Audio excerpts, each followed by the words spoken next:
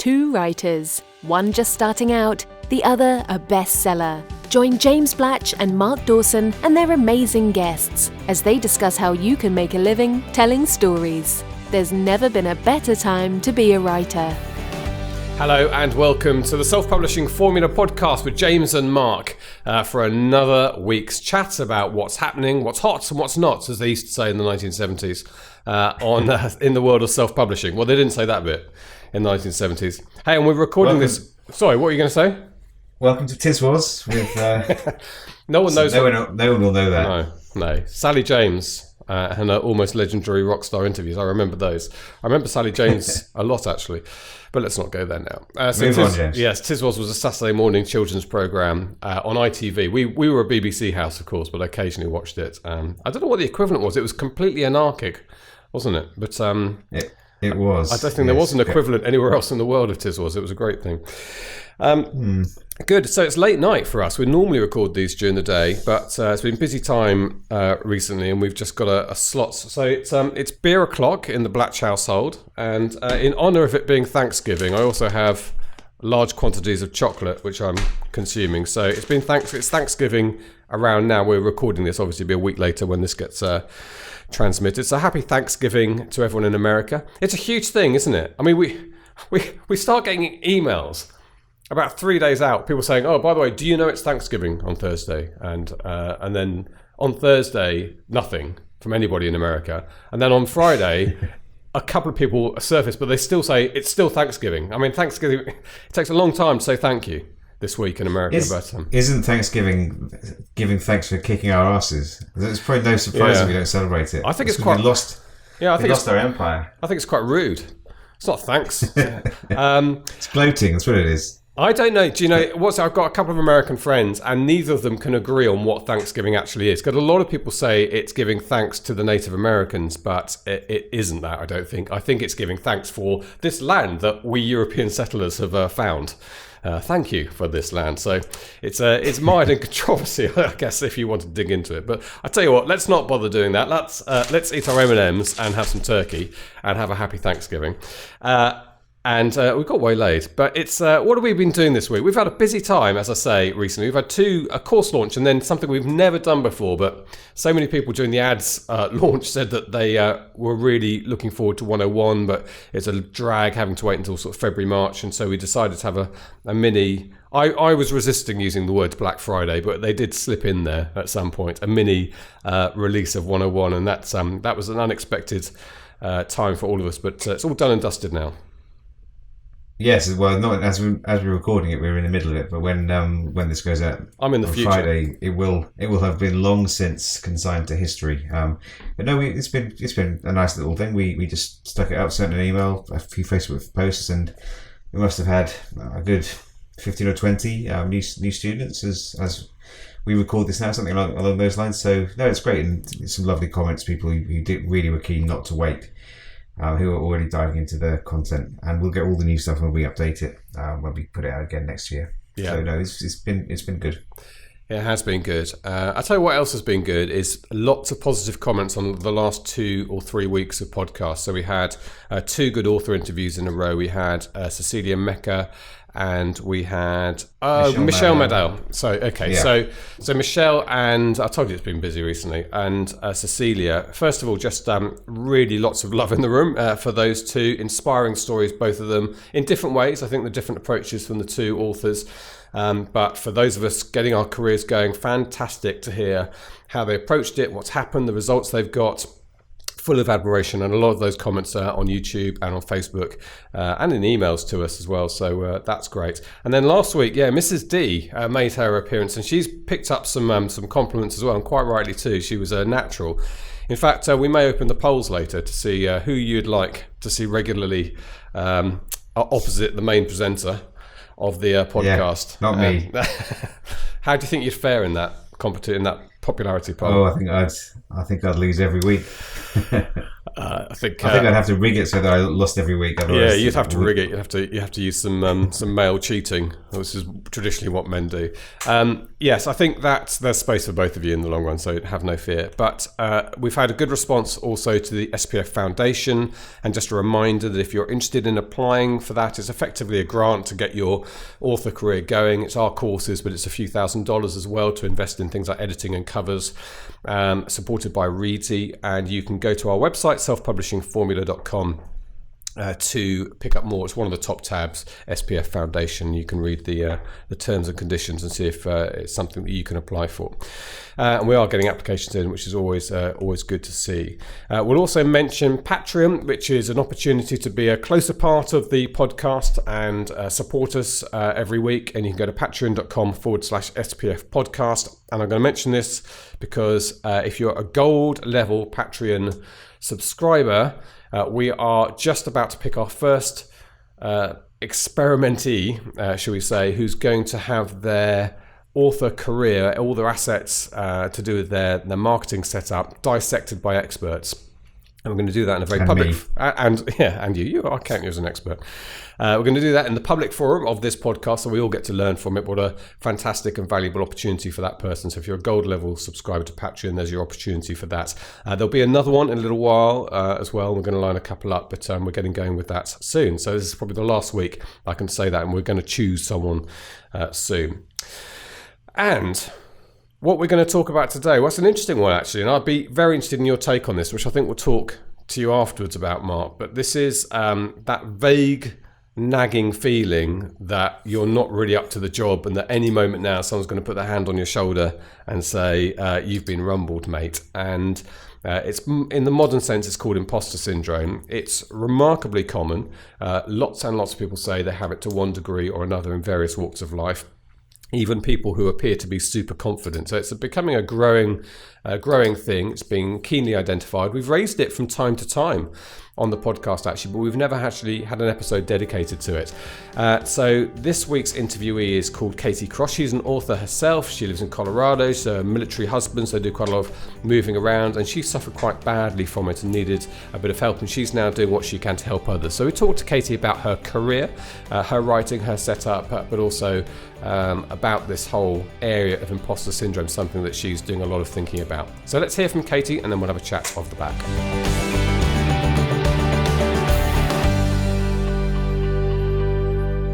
I am a self-publisher. I've been self-published for 5 years. I am a mom. I live in the mountains, and I love to write fantasy stories. When you say you live in the mountains, whereabouts are you? I'm in the state of Colorado in the United States. Okay, lovely. Yes, I have been there. Beautiful mountains. The Continental Divide. So, your background a bit, Katie. I know you've had a busy time recently, not least because you're married to the military, should we say. So you've been moved around the world a little bit, I guess, or certainly around the country. And on top of that, you've got children and books and self-publishing career. So I guess it feels fairly relentless for you.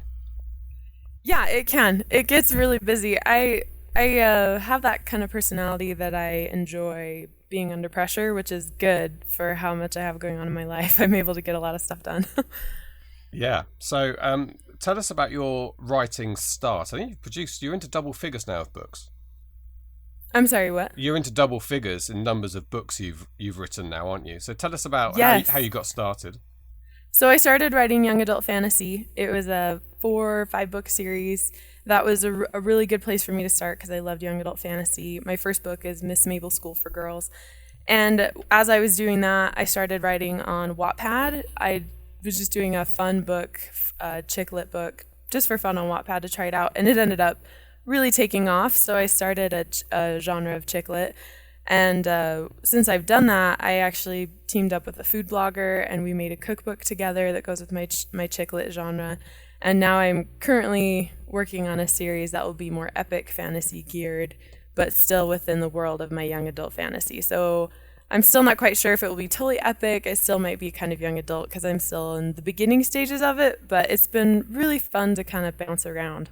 And in terms of commercial success, this has been successful for you financially? Yeah, I worked as a nurse before I wrote, and before I had my son, I was able to quit nursing and start writing full time. Part of it was because my husband was able to support us, but I was still able to contribute through my writing and then run my business as well. So it's been really great. Now my husband is kind of in an in-between phase with his military career, and so I'm able to work full time to support the family. So you're now supporting the family through your writing? Yeah. At the moment, not completely. I mean, we have other things in place, and he works for the National Guard and stuff too. But luckily the whole weight of it isn't on me right now. But I am able to use my money to support my family. Well, that's great, isn't it? And it's fantastic that, this does happen to families and couples over time. One person's career will, you're in a position where you can give your husband a bit of freedom to make longer term decisions, thanks to the fact that the self-publishing market is working for you. Yes, it's been a huge blessing, and it's so flexible because I can work from home and still take care of my son. So I call myself a nap time entrepreneur because I often have to work during nap time and then bedtime. But when my husband's home, he takes over the care of my son so that I can work. And then when he needs to go, because he's also a firefighter right now, when he needs to go like on a fire or a call, then I can take my son because I have that flexibility, which is such a blessing. Yeah, I like the idea of being a nap time entrepreneur. I might has a slightly different meaning for me, but might have a nap this afternoon. We'll see. It's quite warm here, so good. Okay, look, one of the things that we talked about in setting up this interview is a little bit about your marketing, what's working for you, and I know you've got some quite interesting ideas, and I'll talk to you about the sort of friendly nature, the inviting nature, and little tricks you've put on your website, the welcome mat type thing. We also want to talk about an area which I think you've become very interested in, which we referred to several times on the podcast as being imposter syndrome. This feeling, and I'm not least of anyone, I suffer from it, this feeling that you're not good enough to do stuff. But let's park that for the moment and talk a little bit about how you got to the commercial success that you're enjoying now. What's working for you, and what has worked for you in the past? What's working for you now? So it's funny because I kind of stumbled onto what's now conventional wisdom. I do a lot of study of the market in terms of what's out there, who's doing what, and what works for them. So with Mark and his Facebook ads and advertising, and he has a fantastic email list that I love being a part of, but also like Nick Stevenson and all of those people, I stumbled onto some of that just trying stuff on my own a couple years ago, and it actually really worked for me. So I had a book bub in it was like 3 years ago, my first book bub with my first book, Miss Mabel's. I had it as I was releasing my second book, and what I did was I offered the second book for free to people who subscribed to my list, because I understood pretty clearly at the very beginning of my career how critical the email list was. And that did really well for me. I got, I think in the matter of a couple weeks, like 800 subscribers to my list at the beginning, which was fantastic. And I decided to take that down for some reason and just try something else. So what I did was I left that up for a long time, but I just decided to try something else. I created a book of short stories that revolves around the first book. It's short stories from Miss Mabel's. And I put that up as a lead magnet just to try it and see what it did. And I just had another book about last month where I put that up and tried it. And it was not really that impressive. Not impressive enough to induce me to keep that as a lead magnet, a sole lead magnet for subscribers from the ebook. So I've just taken that down a couple weeks ago and put the second book back up for a lead magnet, and I offered the first book for free. So I have 5 books in that series. So I'm basically giving the first 2 away, but the response has been phenomenal. I'm back up to like averaging, I think, 20 subscribers a day. You know, I'm pulling in hundreds of subscribers at the beginning when I first released that, because I was still on the BookBub high, and then I turned the book free, and so I got a ton of exposure that way. And I'm just marketing through other ways, and that's again just enriching my email list over time. So I think what I've learned from that is in my email list to ensure that my lead magnet is an offer they can't refuse, because I think the short stories was interesting for some people, but it clearly wasn't interesting enough because I just didn't get the response I was hoping. So offering the second book, especially in a 5-book series, is worth to me the risk, because you're giving 2 books away for free. But what I'm actually seeing is that for every like 200 books I give away. I give on average like 200 to 400 books away a day, just through Amazon. For every one of those, like still like 40 people or so are buying the second book, and then about as many are subscribing and getting that. But then the buy through numbers for like the third and fourth book and the fifth book and the other short stories I have available are totally even. So it seems like if they're buying the third book, they're definitely going to buy the fourth book. And the other thing that's worked with that is I have a network short stories, or I have the collection, so the whole series in one ebook, and that is actually keeping pace with all the other books, so it's selling a lot too. That's been really helpful for me. Another thing that you mentioned was the welcome mat. So I was watching a webinar by Sumo. They're like a website company. It was just a free webinar they did, and I'm always watching free webinars to see what's out there. And they called something the welcome mat, and basically it's just part of the landing page on your website. They described the first thing you want visitors to see on your website is just this really big picture of your lead magnet, like your free offer. And I was like, I didn't really think of it that way. At that time, I had a picture of me and my son. So I was like, well, I'm going to try it. So I just got on Canva, made a really big picture, and it just says, do you want a free book? And then the book is right next to it in the picture. And I have a link for them to subscribe right below to my email list and get it for free. So I set up a different email list on MailChimp so I could track them separately, so I know who's coming in from the website and who's coming in from Amazon or all the other ebooks. And what I'm seeing is several subscribers a day are just hitting that welcome mat and getting the free book. So that's really cool because, I mean, even if it's just like 2 or 3 subscribers that day, over time, that's just one more funnel that's adding a lot of email lists to my subscribers. And if anybody wants to see that welcome mat, then just go to my website. It's kcrosswriting.com. kcrosswriting.com. Yeah. So I just made sure it was really like, it was just a pretty picture. It was really big. And the subscription was right below it. So there's not a lot of text. It just has the book. And my book won an award. So I kind of made sure they could see the award. And then the text right next to it, and the subscription option right below it. And that has been just another good funnel that took me like 20 minutes to set up. That's great, Katie, and I love the fact that you listen to everything, you absorb everything, and then you start to implement that and see what works for you and what doesn't. So it's obviously paying dividends. I'm interested in do you know the split between the people who buy your second book, i.e. they've got the first one free maybe and they've bought the second one off Amazon, who then go on to buy 3 and 4, and those who were given the second book free who go on to buy 3 and 4? Is there a difference? Are people, if they've paid for the second book, more likely to pay for the next ones? I don't know. I'm not sure like how to track that. Okay. Just because I'm also wide, so I offer outside of Amazon, so I still have like sales going on there. The most I can track that really well, I'm fairly well, is just website traffic. I always look at like what people are looking at and then what they click out. So ever since I had the book bub, but especially since I set the first book free and offered the second as lead magnet again, I just have tons of website traffic now. And they're all coming into either the second book or the third book. And just recently, the fourth book has really been picking up too. So, and then when I check the like outbound links, like what people click out, it's always the number one links now are always my books. So as many people are coming into the webpage, as many people are clicking out. So I know that's a success of my landing pages because I had just revamped all of my website to have really good landing pages.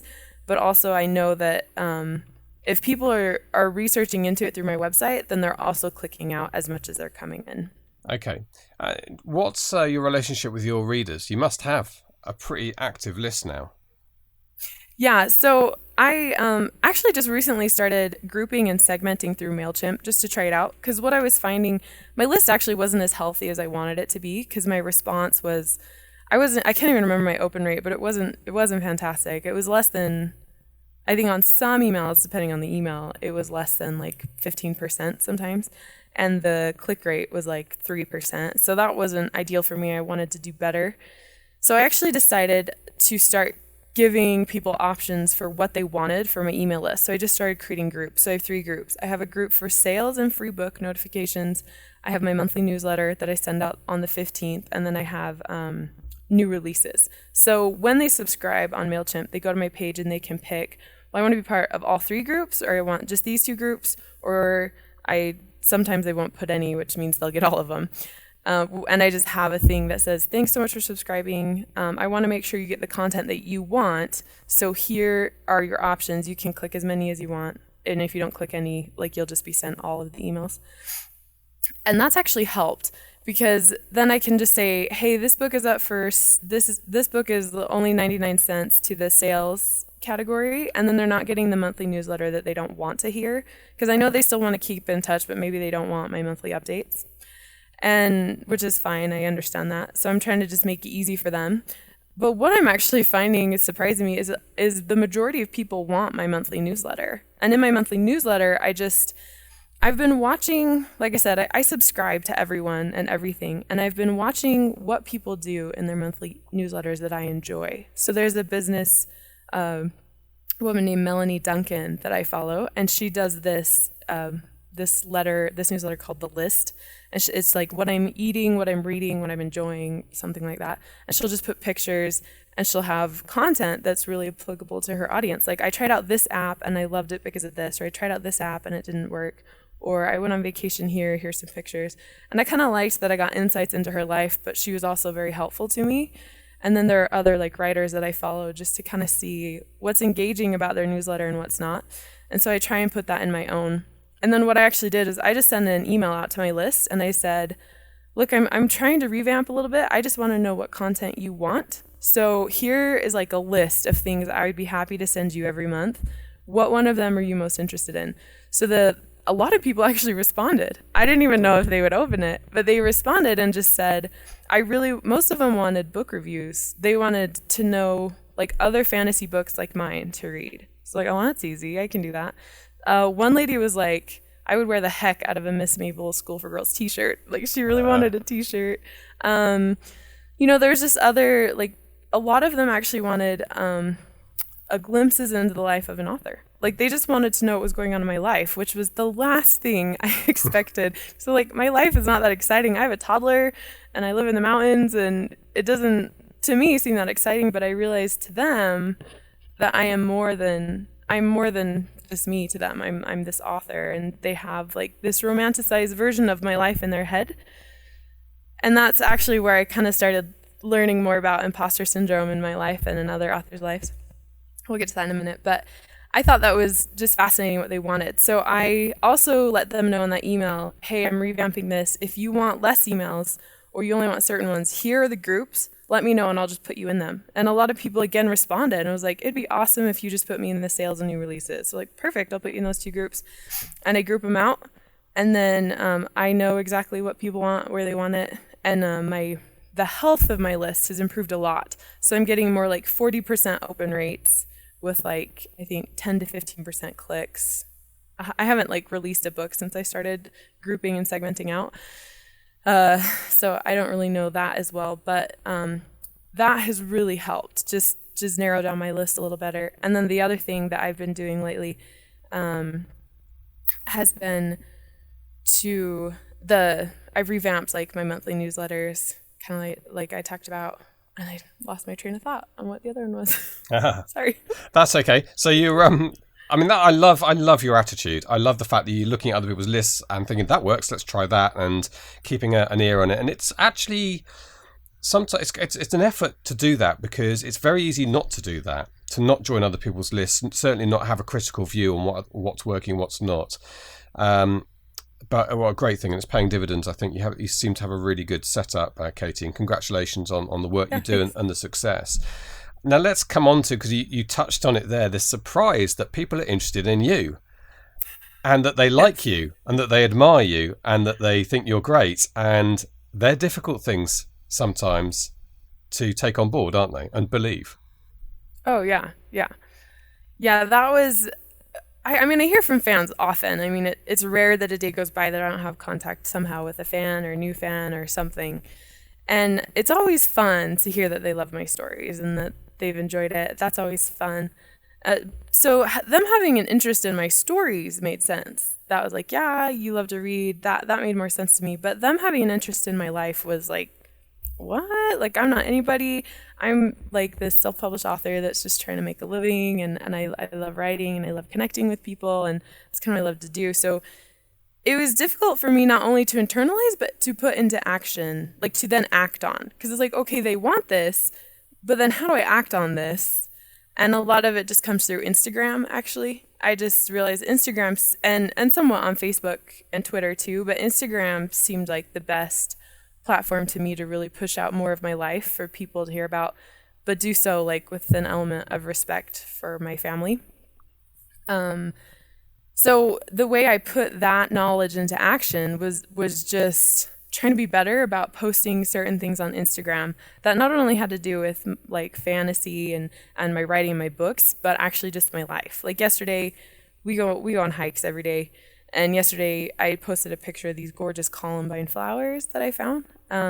Or I'll just, like, my son got some cowboy boots. I'll just post pictures of that, and that's actually been what people have seemed to like the most, whether they comment on it on Instagram or not. I hear as an aside from people like, oh, I love following you here. I love seeing about your life. I love hearing all this. So I've had to just kind of accept that that's reality when that doesn't make sense to me.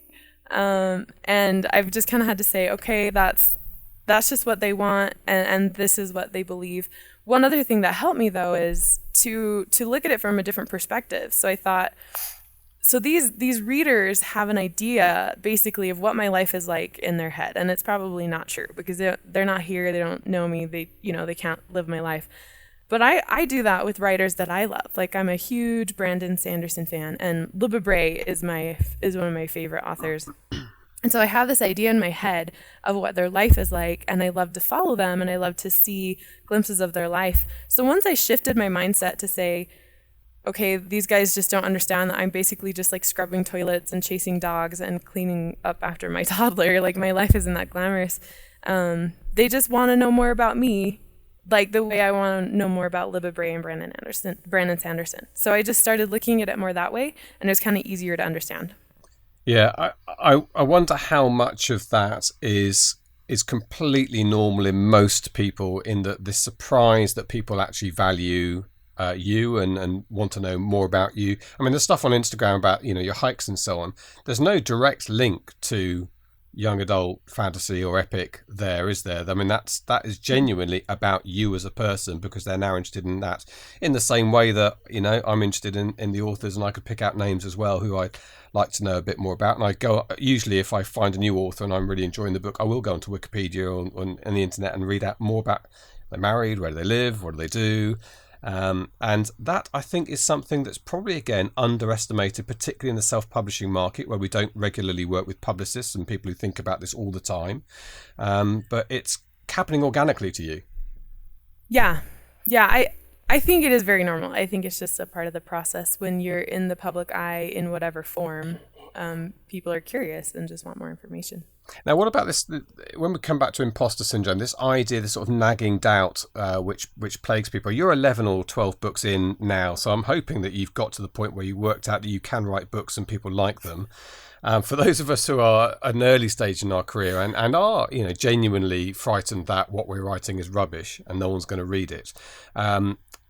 Maybe it's right. Maybe that's true, by the way. But the other thing is, maybe it's not true and it's just a difficult thing to get over.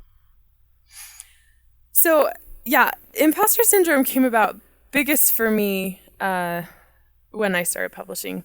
Because especially after my first book, I didn't recognize it then. It's just been this last year that I've really seen it, not only in myself, but in other creatives. When I published my first book, and it did really well, the first day, I think I sold 300 copies, which was, years and years ago. And it was way beyond my expectations because I had heard the horror stories of self-publishing. I just remember thinking, when are people going to figure out that I'm just a nurse that thinks she can write? Because I was a pediatric nurse before I became an author. And being in the military, we were moving every 6 months, and I couldn't work as a nurse because my license didn't always transfer, and it just got kind of hairy. So I just decided to try writing because it seemed like fun. And I was really nervous that people were going to say, she's just a nurse that wrote this book. She's not a writer, but no one ever said that. So I was like, well, I'll just keep going.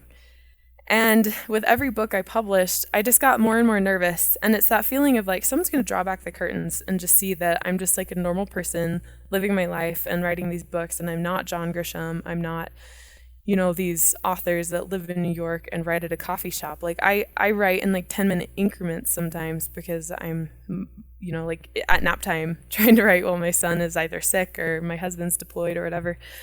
So that was the first experience I had with imposter syndrome, is this idea that someone's going to draw back the curtain and call you out. There's like this fear that someone is going to say, you're not really this. Like, you don't deserve this success. Like, this was a lucky break. You're not going to have it again.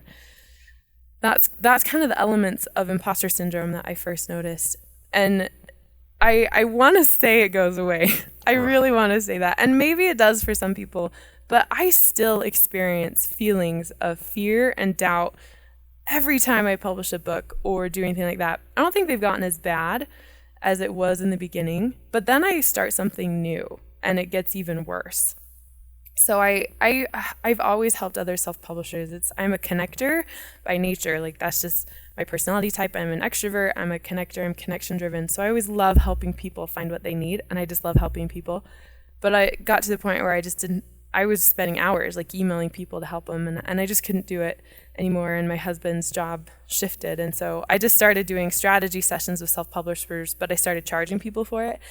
And I was sick to my stomach the entire time because I remember thinking, they're going to know that I'm just like another self-publisher. I know how to strategize. I know the market. I know what I'm doing. I've published 11 books, but I'm no Mark Dawson. I'm no Nick Stevenson. I haven't met XYZ like idea in my head that I have to have achieved this much success to be either successful or useful.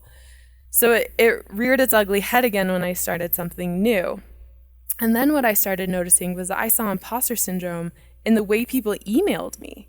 Because I was so attuned to it in myself that I was just paying attention to the way I said things, the way I did things, and I started seeing those things in other people. So I got an email from this mom blogger that I follow, since I'm a mom and I blog about how it is to write and parent at the same time.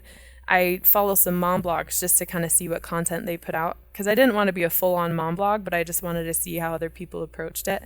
And she wrote this email the other day, and she said in the email, she accidentally forgot a link in her first email. So she sent up a follow email and said, "Oh my gosh, I am so sorry. I forgot to send this link. It was just a mistake. And it's not like I'm trying to get money from you guys. I'm only doing this because I love it. And I would never charge you unless I absolutely had to." And she was so apologetic that I was like, I don't even want to buy whatever you're giving me, because you don't seem to have any confidence in this product that you've released. And she was like apologizing basically for having released this product. And I was like, this girl doesn't know her own value, and she's definitely struggling with imposter syndrome.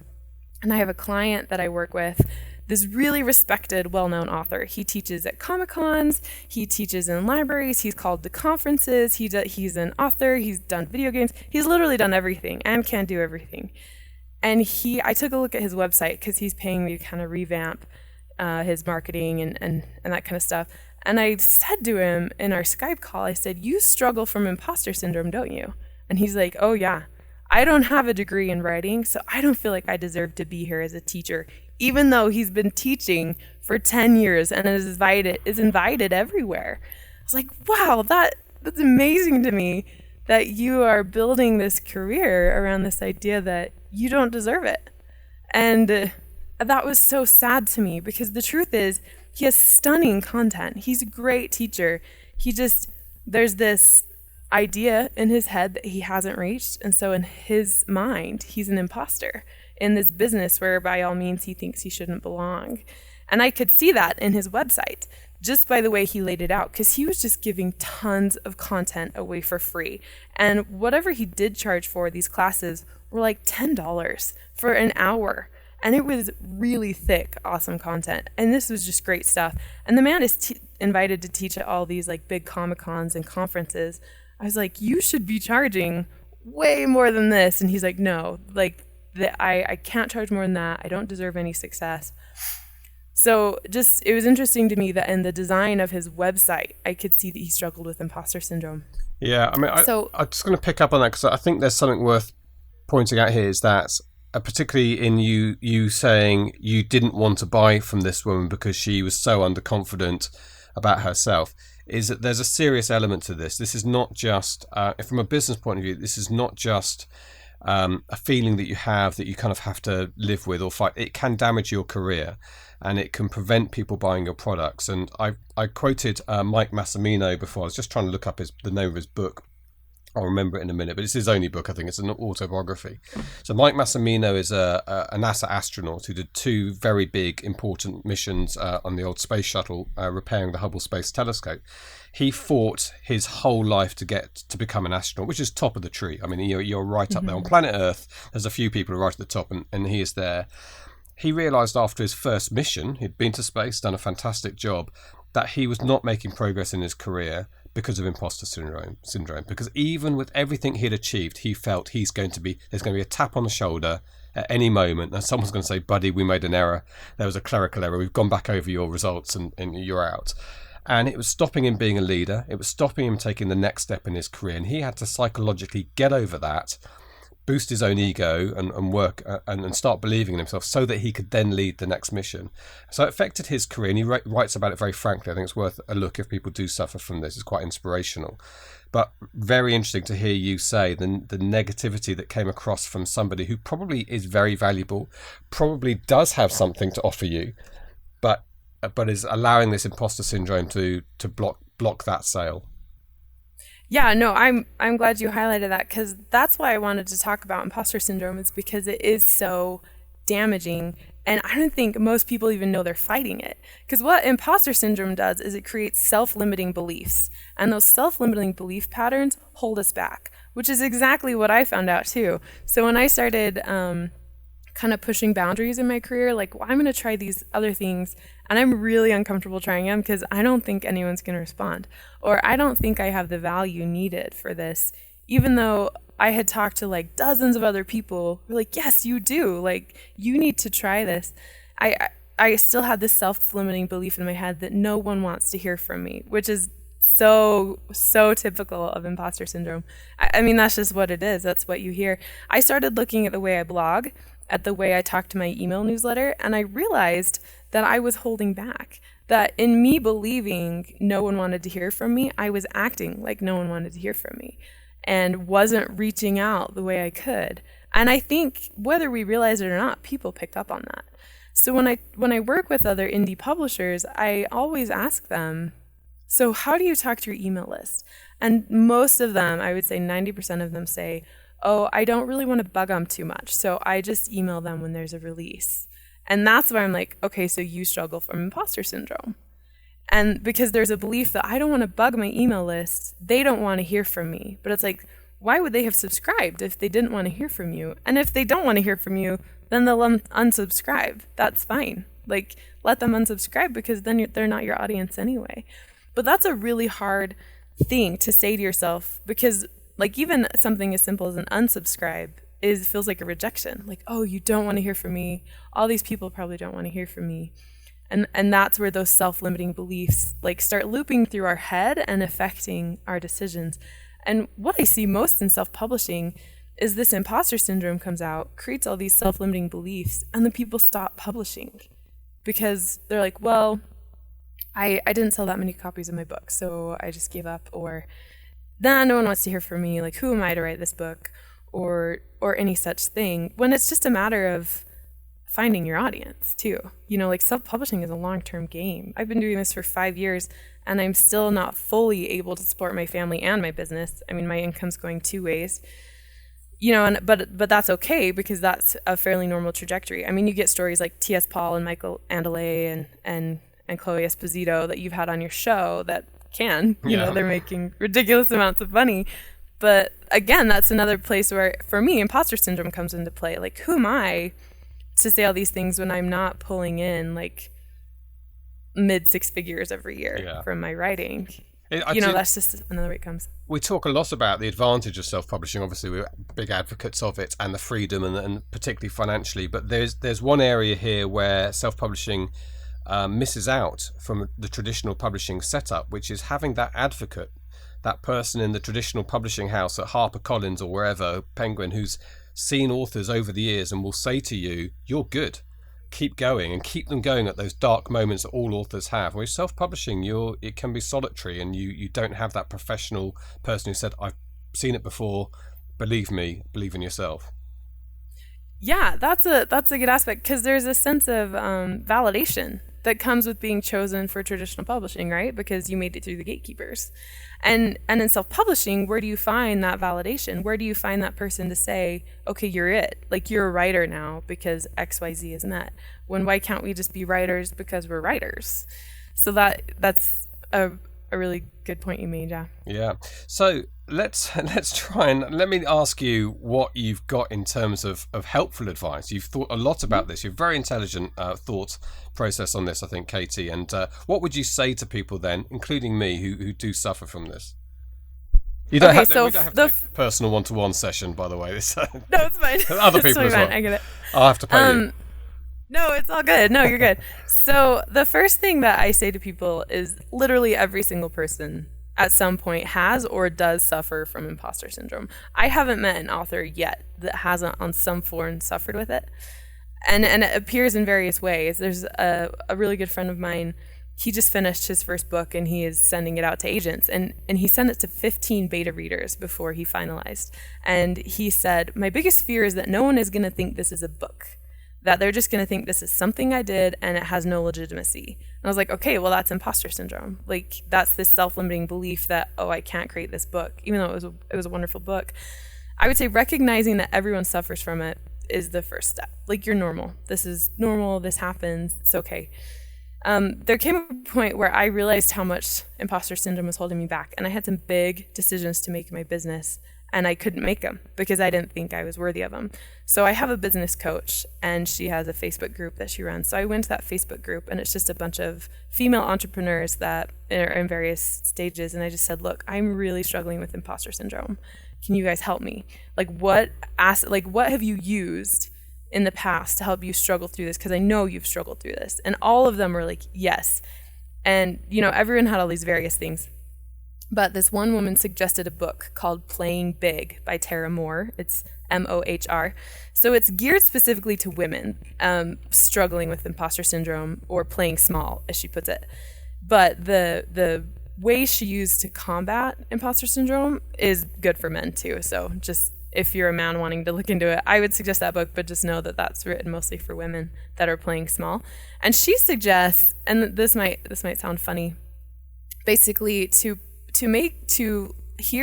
recognize and hear the voice of your inner critic. So when you're all of a sudden hearing those thoughts of, I'm not good enough to publish this book, or no one wants to hear from me, or whatever it is that your inner critic says, kind of make a cartoon out of that inner critic. So picture some frumpy, dumpy old woman that is just this crotchety old woman, cat lady, that says, you're not good enough for this. And in creating a cartoon caricature out of them, you're helping yourself recognize when you're hearing the voice. Because the problem is most of us don't actually recognize imposter syndrome when we hear it in our own heads. So learning to hear that inner voice, just identifying that, kind of puts you in a space where you can say, okay, this is imposter syndrome coming out, or this is my inner critic. But then the important part here is to recognize that imposter syndrome is actually a defensive mechanism. There's some part of you that is trying to protect you from perceived harm, which basically is rejection, right? Or emotional disturbance, or whatever, sadness or pain. So when you're about to push boundaries and you feel this panic, this, I can't do this, I'm not good enough for this, other people are better than me, that's when you need to step back and recognize, I'm hearing my inner critic that's saying I'm not good enough for this. And then you just need to say to yourself or your inner critic, if you cartoonize them, just say, I hear you. I understand that you're concerned that in taking XYZ risk, I'm going to fail, or I'm going to fall short, or I'm going to experience pain. But I got this. I can handle this. I'm going to do it anyway. And I mean, you're talking to yourself. And I think anyone who's never been through therapy might think this is totally crazy.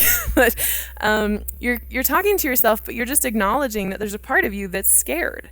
And that's good. That warning system is really good for us. It's an evolutionary thing because we know we're taking risks. But also not fighting with yourself. Just saying, I understand, I appreciate your concern, but I got this, I'm confident that I can handle this. I've done my research. I'm going to move forward anyway. Even if you're not confident, just say, I hear you, but I'm moving forward.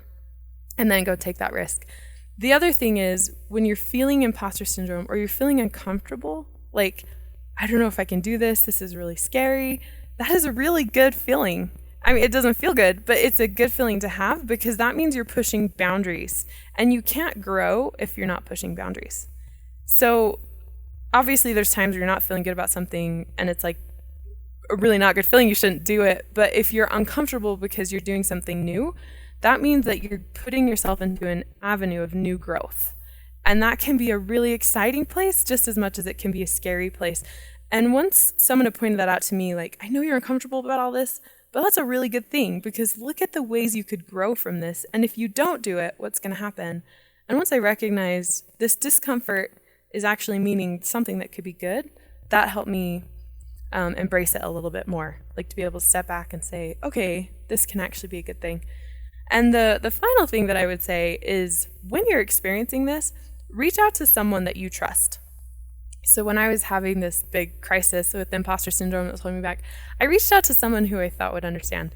And because she had gone through something similar in her career, and I just said, hey, I'm really struggling with imposter syndrome right now, and I just need someone to talk to about it that's possibly been through this or has taken these risks before.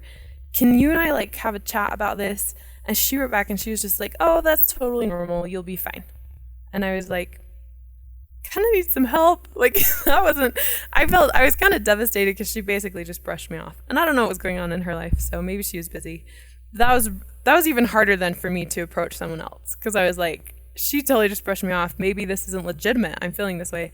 So then I reached out to people that I really trusted. And I just said, like to my best friend, Tara. And I said, Tara, I am having a really hard time with this. Can we talk about it? Can you tell me your view of this or your view of my career? Just help me piece this out so I know I'm not just making a bad decision and that I have the ability to do this.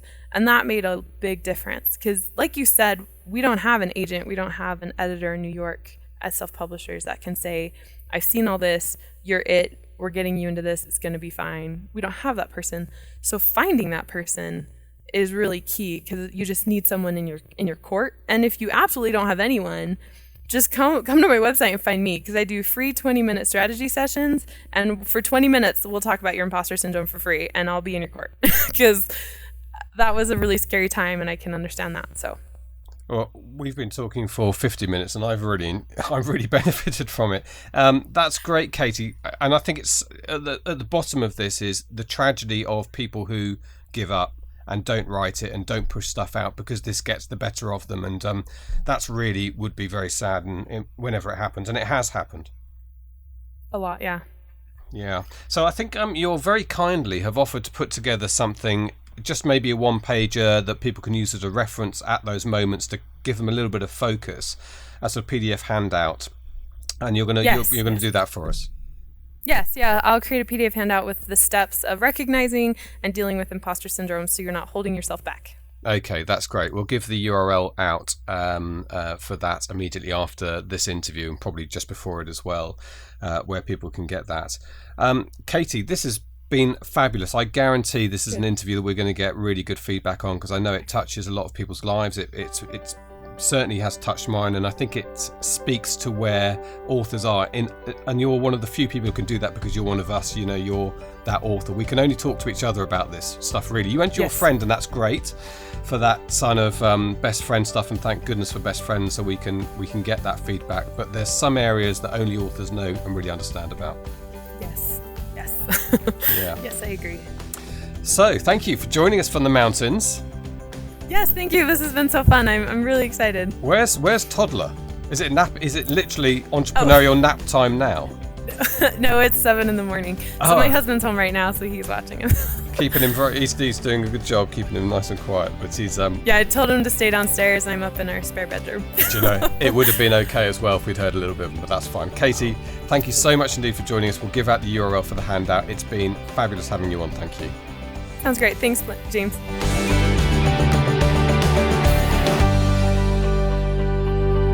So Mark, the big question is, has Mr. Dawson ever thought, I'm not really up to this? I was thinking about it when I went for a walk today, knowing that we were going to have this chat, and I suppose I probably have done at times. Perhaps when I started out, or certainly when I had my original 2 books published and nothing really happened, I don't know whether I kind of blamed myself a bit or blamed the publisher, or just it was a combination of things, but that certainly didn't help my confidence. And then I kind of was asked to leave my job for reasons perhaps we'll get into another time. I was a lawyer at the time. And I then spent 6 months writing a new book that I thought was going to be fantastic and the start of a glorious new career.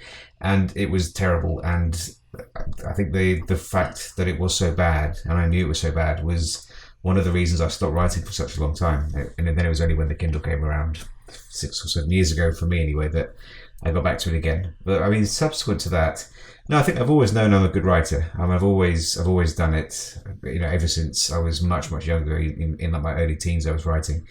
But it does. The thing with me now is I'm fortunate enough to have sold a few copies and to get regular emails and messages from readers who tell me how much they like my stuff, and it's quite difficult to feel that you're an imposter when you're surrounded by, without being too cheesy, so much love. But yeah, I can remember what it was like. I mean, you're probably better placed to talk about this than I am, because you're closer to the start of your career rather than being established. Yeah, I mean, I think it's a really interesting area to think about. I think people should think about it. We should just say, by the way, I should have mentioned this earlier, that Katie, as I mentioned towards the end of the interview, has prepared a PDF, sort of handy hints to help you deal with the basis of the psychological approach to dealing with imposter syndrome. Some good mental exercise tips. If you want to get that PDF, just pop along to selfpublishingformula.com/imposter, which is rather sinister URL, but the only one I could think of at the top of my head. So selfpublishingformula.com/imposter, you'll get that PDF. I think my pet theory on this is that if you have a career, job, hobby that doesn't really involve any moment of you being vulnerable, i.e. putting yourself forward to do anything, being on a stage, delivering something, put a bit of creative work out, I think you never suffer from imposter syndrome. I think you probably think you're quite good at stuff, but secretly kind of know that's not tested. And then the more likely, the more you are in a career where you're out there, so you might read the news, as I've done in the past on TV, you might be an author like you are, Mark, you might be an artist, you might be a stand-up comedian, you might be a politician. I think they are the people most likely to suffer from imposter syndrome, because you cannot help but when you're out there have that sense of vulnerability, and it suddenly brings that focus onto your own mind, and you quite rightly ask that question: am I good enough? Am I actually good enough? All these people staring at you. Stand-up comedians probably most of all. And when you talk to those people, and I know a lot of people in TV who all suffer from this, they all look confident on TV, and you speak to them and they're very vulnerable actually about it. Yeah, actually, now I think about it, I do remember I have felt this quite strongly in the past. That was when I was a lawyer. So for people who don't know, I was a lawyer coming out of university, went to law school, then was a lawyer in the City of London for about 4 years, and then in Soho doing celebrity law for a couple of years after that. And I felt terrible imposter syndrome then, because I knew that I wasn't a very good lawyer. So it was a combination of, well, I suppose I wasn't a terrible lawyer, but I had no interest in being a lawyer. I wasn't prepared to do what was necessary. I wasn't ambitious enough to put the hours in. I didn't, and I didn't really fit into that world either, and that did make me feel like I didn't belong there. And that was I felt that way because it was true. I didn't really belong there. I had no interest in belonging there or being there for any longer than I had to. And it was only when I moved to the job where we all met that I didn't feel that way anymore, because I felt I was with people who were similar to me, and I certainly don't feel that now with other authors. I feel quite the opposite now. So yeah, I know what it feels like. It's a confidence thing, isn't it? It's just one of those things. It's normal. You have to get used to it, and it goes with the territory really with what we do. Yeah, and I think the word normal is a really important one to use there. I think it is normal, and I'd be worried if I think it's not a great personality trait for the people who never doubt themselves at all. So it's probably part of being a good person generally. We did have a moment together actually at the BBFC, the group of us there, where I'd never really been in a redundancy environment before. The whole time I was at the BBC, they made thousands of people redundant every year, but I never met anyone who was made redundant. It's such a huge organisation, and they normally kind of didn't end up being compulsorily made redundant. But at the BBFC one year, they suddenly did, and they did this horrific thing where they just drew, I can't remember how now, 11 reports, I think 11 of your most recent film reports, excuse me, marked them like a teacher and sacked the bottom 3. I mean, it was horrible. It was brutal, and there was nobody in the building there who was swaggering around saying, "I'm going to be safe." I think it was, in fact, a very, very good examiner did end up at the bottom of that. So there was a complete random element to it. It just happened to be we did so many reports just to pull 11 out. So in any situation, you are going to find yourself suddenly confronted with this inner voice and this weakness, which can either be positively overcome or could start to grind you down. And the other thing that Katie offered in her interview is a 20-minute free consultation with her if you just want to have a natter and get something off your chest with her, that maybe that you can work with her in the future. kcrosswriting.com is Katie's website, so you can get in contact with her there. So an interesting one. After a few author interviews and quite writing focused, and obviously we did talk about Katie's writing, I thought that was a very interesting little breather for us in our busy worlds to have a think about. Good. Well, Mr. Dawson, we can't see each other at the moment. I've got a Peroni. I always expect you to have the gentleman's drink, the G&T going. No, I'm very tired. I was in, I didn't mention, I went to speak at an event, the Association of something to do with copyright. I can't remember what it was, the ACLS in Manchester on Thursday. The night before that, I was in London at a concert. So I stayed in a hotel in London Wednesday night, went straight to Manchester. Then came back. So for those who don't know, Salisbury to Manchester is a reasonably long way. So I was probably travelling for about 7 hours on Thursday. So I'm pretty tired. And I couldn't sleep last night either, which is a bit odd for me. So no, I'm not drinking. I'm gonna turn in a minute, and we've got to drive to my family tomorrow. So I need a good night's sleep, really.